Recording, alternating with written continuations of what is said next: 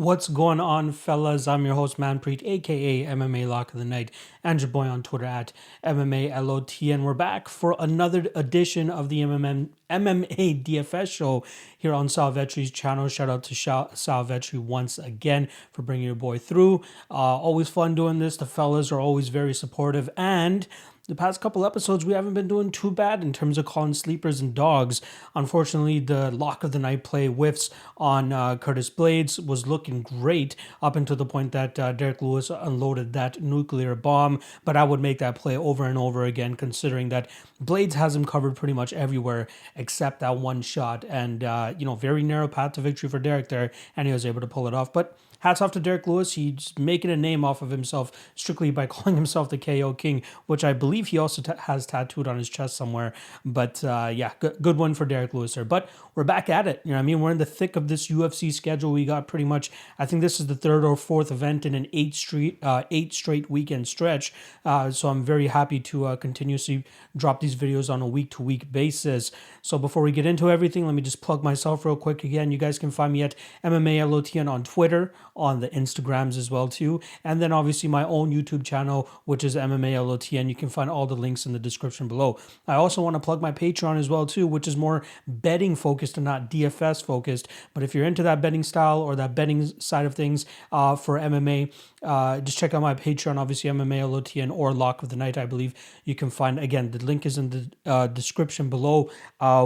Get access to all my picks, early access to the breakdowns, a best bets and props article as well too, where I go over every single fight and give you the best bet and the best prop in each one. A great Discord channel as well too, where we have a very lively community, very helpful community as well. And then last, we have over 220 members. So actually 230 at this point in time. So very, very lively community. And for $5, it's definitely a great value for your money, given the amount of expertise and time that I put into these things. And it's definitely showcasing. So shout out to everybody that's already on the Patreon. And shout out to any new members that want to hop on as well too. Also, we do have a new sponsor for this show. So shout out to Super Draft. It's fantasy sports, but not with salaries. It's more so every fighter has a different multiplier rather than salaries. So you can pick all the favorites if you want, but they'll have lower multipliers. So if you go a little bit, dog hunting, you get higher multipliers on those fighters, and then you place according to how much they score. So very solid format that they have there. So two things that I want to say about this. They, again, it's a multiplier, not truly salary based or anything like that. And two, it's not the most popular thing out there currently, which means that there's definitely more money to be made. So most of their games do not fill up. You're talking about like if they have 100 pool game or 100 player pool, they usually only fill up like 70%, meaning that they have to make up the 30% themselves, which are all zero scores. And then you have a better chance of winning the top prize because you're going up against less people. So very solid work there. And I love the format that they have as well too. Again, multiplier, not salaries wise. So if you use the code SAL, SAL, they'll match your initial bonus up to $500, and they do it in a slow drip format. So it's just like if you play a $10 contest, they'll slowly give you your bonus back, and then eventually match it all the way up into your initial bonus amount that you put in. So again, Super Draft, promo code SAL. The link is in the description below. Very solid sponsor. I can't wait to get into it myself this weekend, and hopefully we can cash as well too. Shout out to a couple of Sal's guys on the NBA side of things who have been cashing the top prizes over the last little while, because again, these contests don't really fill out, as it's not as popular as a DraftKings or a FanDuel or anything like that. Super Draft is a solid spot, and I can't wait to take advantage of it this coming weekend and all the coming weekends ahead of us. All right, just a reminder. So we've been doing a new format over the last two episodes, right? The last episode we did just focusing on my fade of the night, lock of the night, dog of the night, and sleeper of the night. And one thing I forgot to do last episode that I'm going to do moving forward now is just giving you guys quick picks so you guys can at least know who I'm picking in every single matchup. Now, if you want in-depth breakdowns on every single fight on the card, you guys can check out my podcast as well too. Again, the YouTube link is in the description below.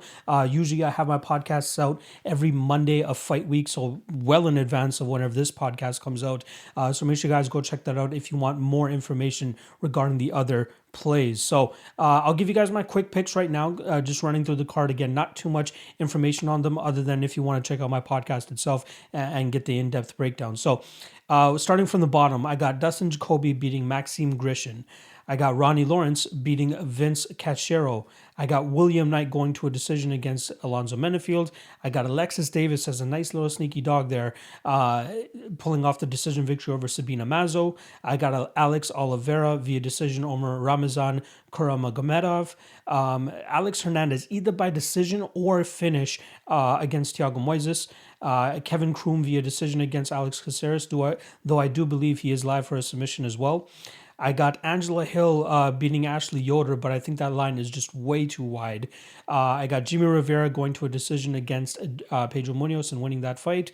Montana De La Rosa via decision in her fight as well over Mayra Bueno Silva. I got Magomed Ankalaev knocking out Nikita Krillov in either round 2 or round 3. And then lastly, I got Cyril Gane winning his fight either by decision or submission, probably round 3 or round 4. So there's your quick picks for the card right there. I'll dive in a little bit deeper on some of these matchups, but last reminder, if you want in-depth breakdowns, check out my podcast. The link for my YouTube channel is in the description below, and that's where you guys will be able to find the full podcast and more in-depth breakdowns on the entire card, I should say.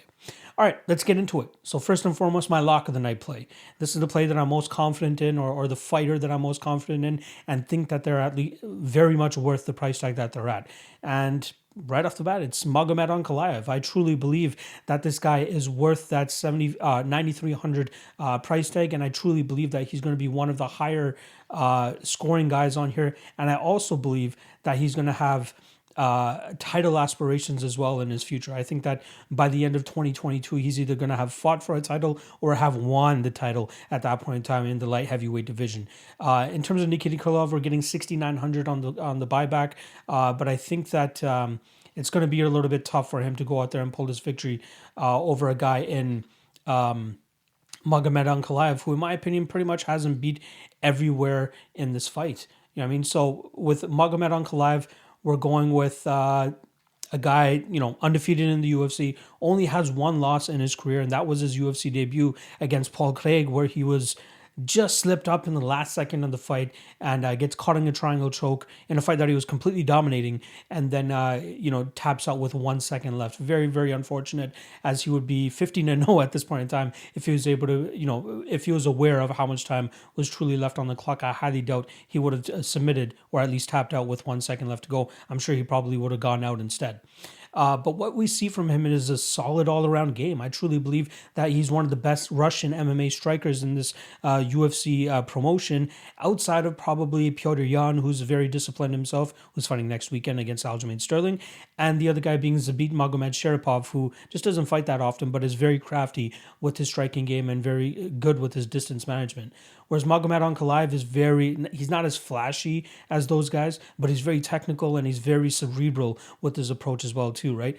One thing that we see often in his fights is that he tries to confuse his opponent by always fighting in the opposite stance. And what I mean by that is when you see his fight against Klidson Abreu, who's a southpaw, he matches him with an orthodox position, he comes with an opposite stance, which is the orthodox position. And then when he fights guys like Dolce Lungiambula and the Iwan Kutelabas, he's coming into that fight southpaw because his opponents are coming into that fight orthodox, and he fights just as comfortably out of both stances, and it's just insane to see it. You know what I mean? He's throwing the same combinations with the opposite hands. He's throwing the same kicks up the middle. He's throwing everything, moving the same way too. It's insane how crafted and how well versed he is in the striking realm. Again, from both positions, as I believe that truly causes his opponents a lot of difficulty in terms of figuring out how to close a range, how to really combat somebody that's coming at them from an opposite stance.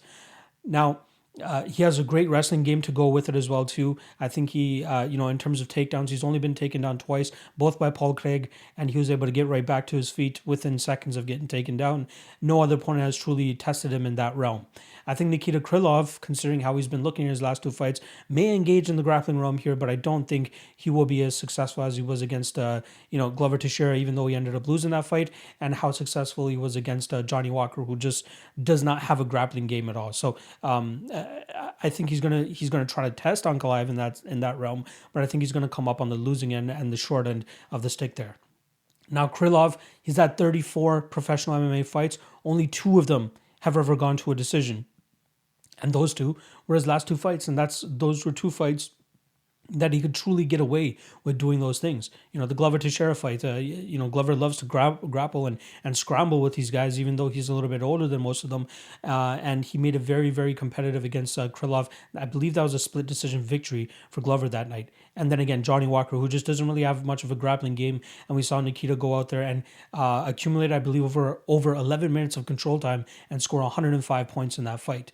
Magomed is going to make him work a lot harder. He's going to have more distance to cover here against a guy like Ankalaev, who holds his distance very well. And then obviously, very good counter-striking game as well too.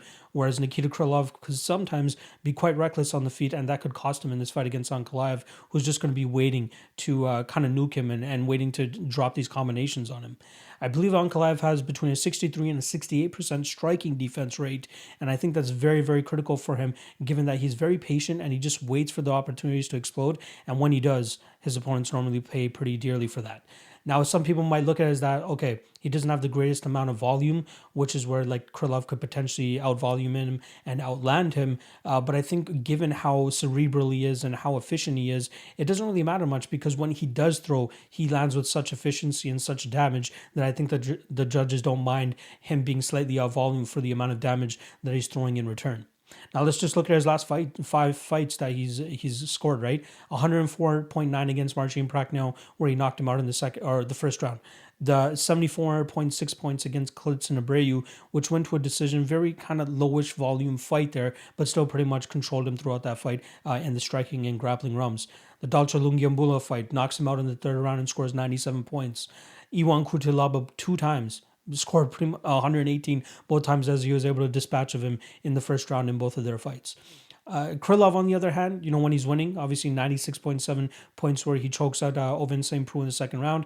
And then the Johnny Walker fight, which he wins by decision and scores 105 points just due to control time and the total strikes he was able to land up there.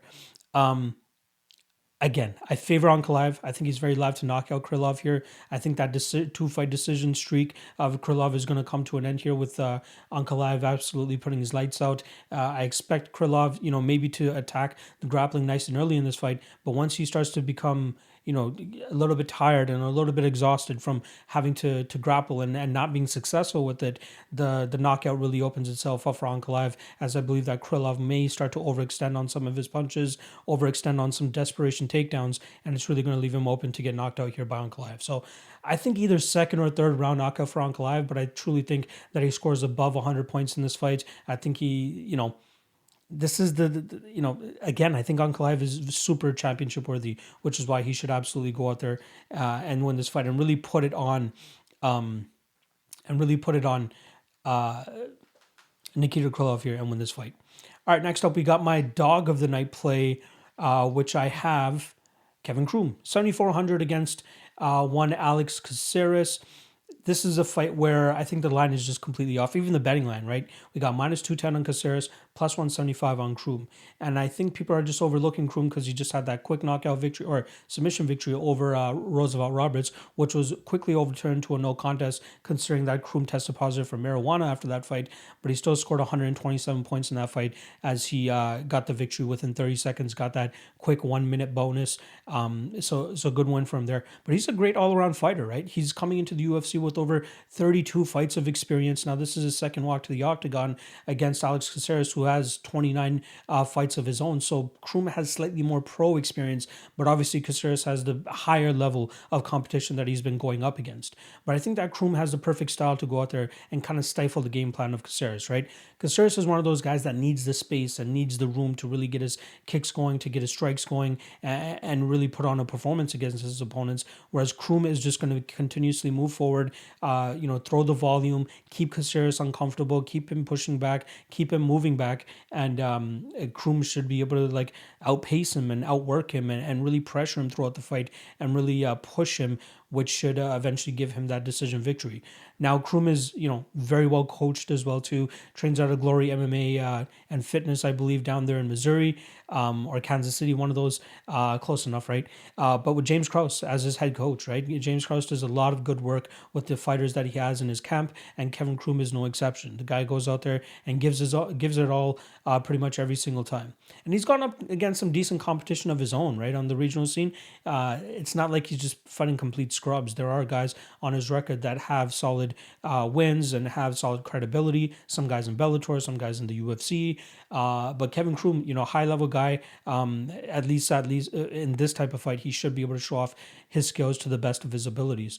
So again, there's not much DraftKings data to go off of him because it's only his second fight in the UFC. But given his style, his forward movement, his ability to make fighters uncomfortable, I think he should be, this fight should be closer to a pick'em than the current line that it's at. And the fact that we're getting Kroom at 7,400, you could do much worse for an underdog here. So I do like Kevin Kroom to win this fight. I wouldn't be surprised to see him pull off a submission victory, but I'm going to go with the decision. But given the all-around game that we get from him, from takedowns to control time to clinch work to the striking and the pressure and the output, I lean the Kevin Kroom side here. So I'm going with Kroom as my dog of the night play. I do have a bet on him as well at plus 175, but even in DraftKings, I'm probably going to have a good chunk of some Kevin Kroom here, as I do think he springs the upset against Alex Caceres.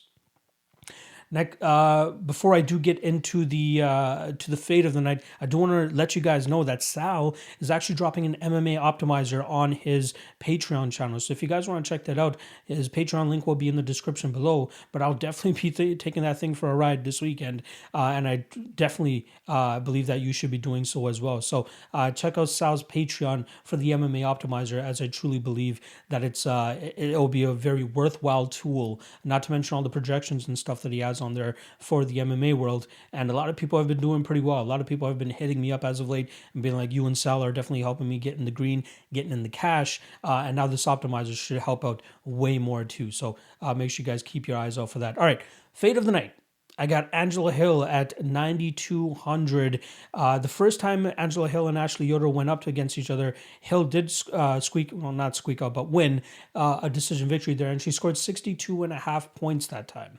Now, Angela Hill 9,200, that's a little crazy, but obviously it's got to match the odds, right? You got the odds currently around minus 325, minus 350, some places even minus 400 for Angela Hill. And then in terms of the salary for Ashley Yoder, you got 7,000, the second cheapest on the slate.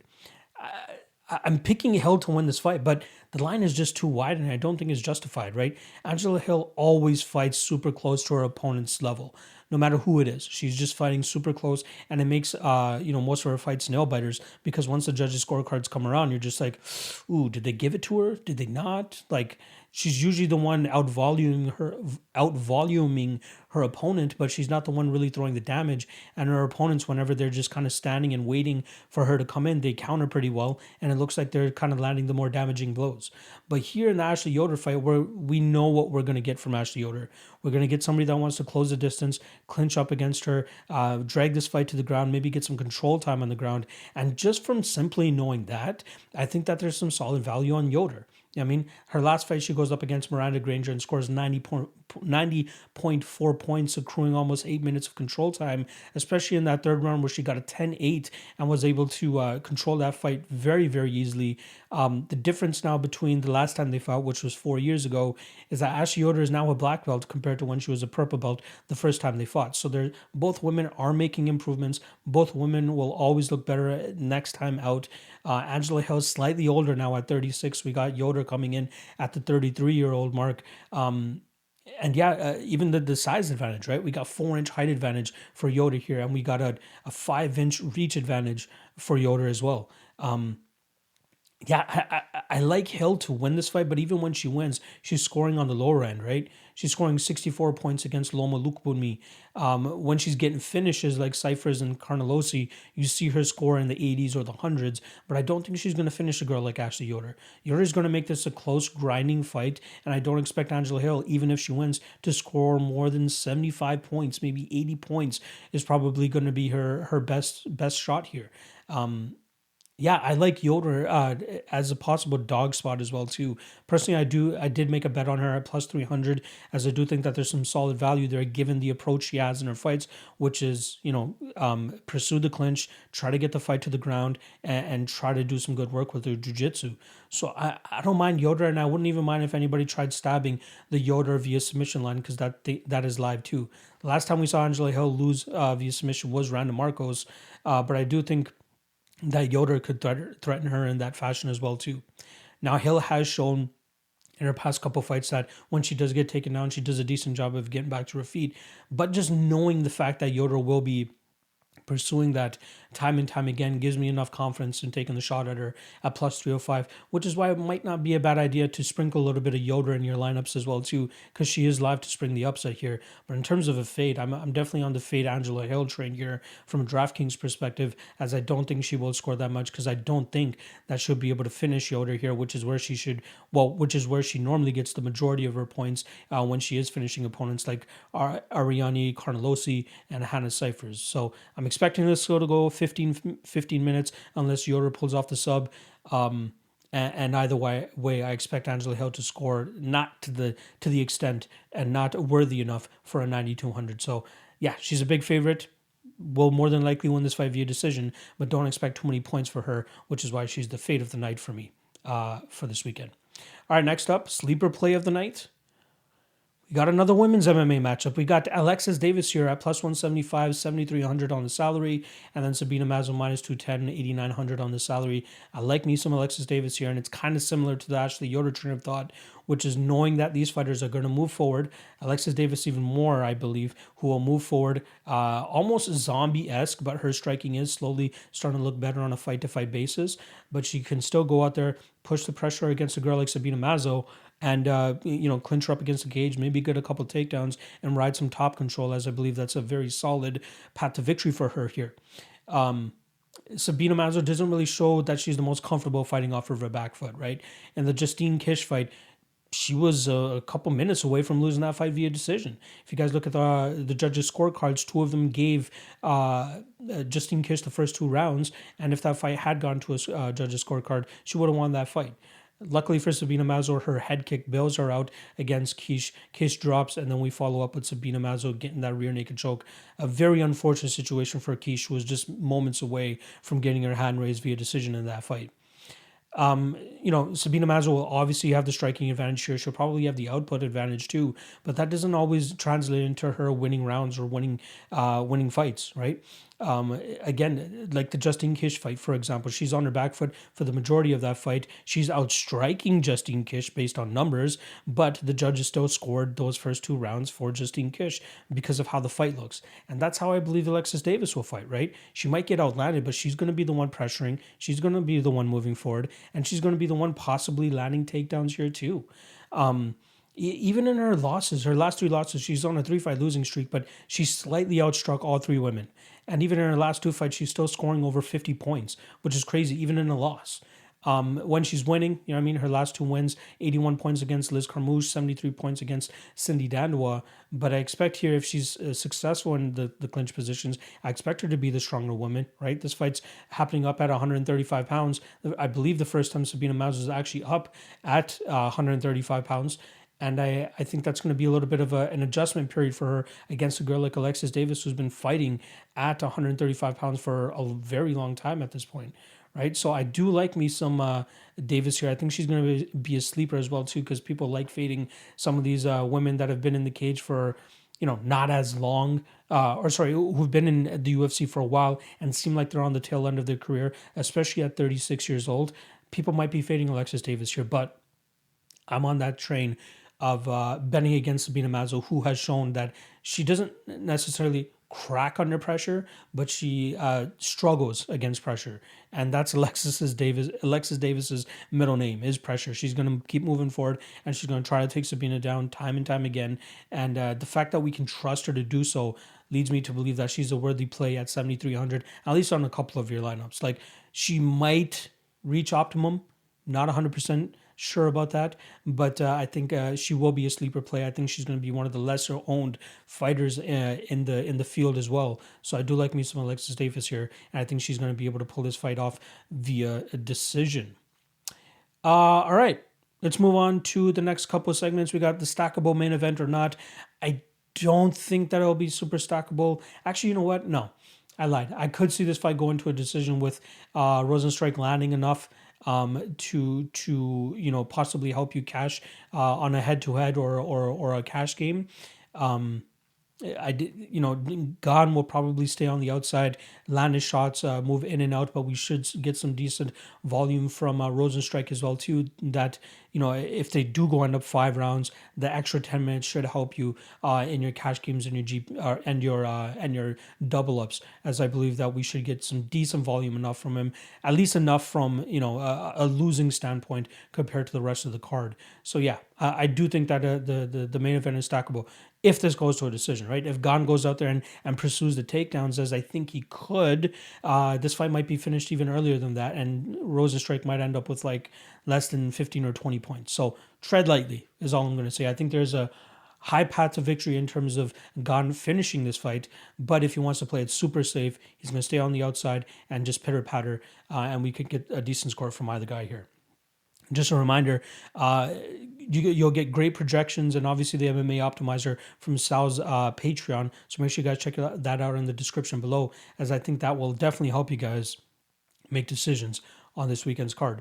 All right, my favorite plays in each range. 6,000, there's only one guy, Nikita Krillov. And again, if he wins, it's more than likely going to come via finish. So we'll probably get a good number on him if he does get that finish. And he could break a couple of slates here. But my lock of the night play is Ankalaev. I truly see him winning this fight and winning this fight via finish. So if there was somebody else in the 6,000 range, maybe I'd choose them. But yeah, Krillov is the only guy there.